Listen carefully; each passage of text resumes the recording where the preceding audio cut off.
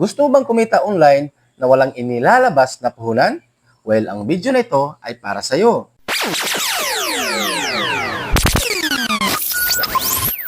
Mga kapatid, for today's video, isi-share ko sa inyo kung paano tayo kumita na walang puhunan. Ang kailangan lang dito ay sipag at tiyaga. At marunong ka rin makikisama at may kihalubilo sa iyong mga kasamahan sa trabaho, sa school o kahit saan pa man yan. Dahil sa online store, nandito na lahat ng kailangan natin. Ang una mong gawin, dapat may apps ka like Shopee, Lazada, or etc. Napakadali lang mag-install nito mga kapatid. Kailangan mo lang ilagay yung pangalan, address, cellphone number, at siyempre, kailangan verified din yung account mo.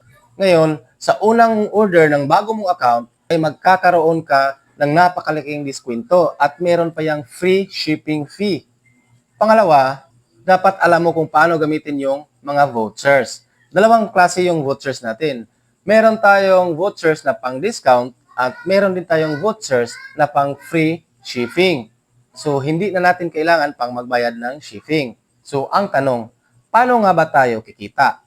Sa online shopping, babayaran natin ang item kapag dumating na. So, ang gagawin mo ay pipili ka ng produkto sa apps na sa tingin mo ay kailangan ng mga kasamahan mo. Ngayon, ipapakita mo sa kanya yung produkto at presyo kasama na doon yung shipping fee.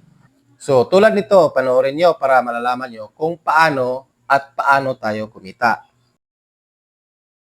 So, ngayon, buksan natin yung ating mga apps. Like for example, ito, Shopee. So, pipili tayo ng produkto na gusto mo. Like for example, itong relo. O, i-click natin yung relo at papakita natin sa kasama natin, yan yung original price niya. So, ngayon, pag pinindot mo yan, by with vouchers, makikita mo dyan yung mga design. Tapos, papakita mo sa kanya, yan ang design na napili niya. So, pag pinindot mo yan, makikita mo dyan yung price with shipping na yan. So, ang gagawin natin, kikita tayo dito sa shipping discount. So, pipindutin natin tong shipping discount. Yan, pipindutin mo yan. At makikita dyan yung mga details ng mga diskwento mo. So, pindot mo yan okay. So, pipili ka lang dyan ng mga vouchers na anong gustong vouchers mo. Like for example, ito. The 15% off.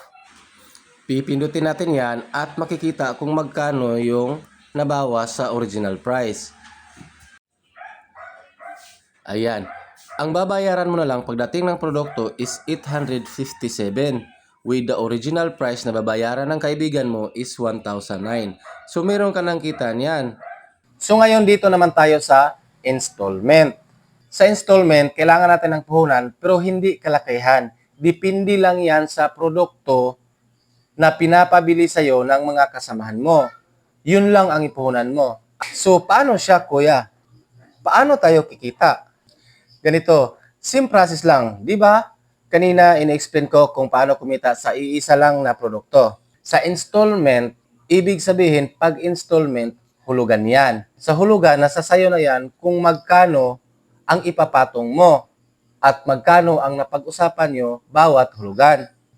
Dapat dito ay aware ka kung magkano yung produkto, kung bibilhin mo siya ng cash at magkano pag naging installment. Yan, siyempre may tubo yan. So mga kapatid, malaki ang kikitain mo pag nag-installment.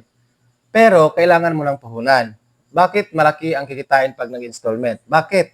Ganito kasi, kumikita ka dun sa shipping fee at sa vouchers discount, kumikita ka pa doon kung magkano ang pinatong mo sa pinapautang mo. So yan ang kikitain mo. Sa isang item lang yan. So paano kung parami ng parami yung mga nagpapabili sa'yo? Dahil magaling kang dumiskarte, patas ang pamamalakad mo. So ngayon, meron ka ng idea kung paano tayo kikita na hindi kailangan ng malaking kapital.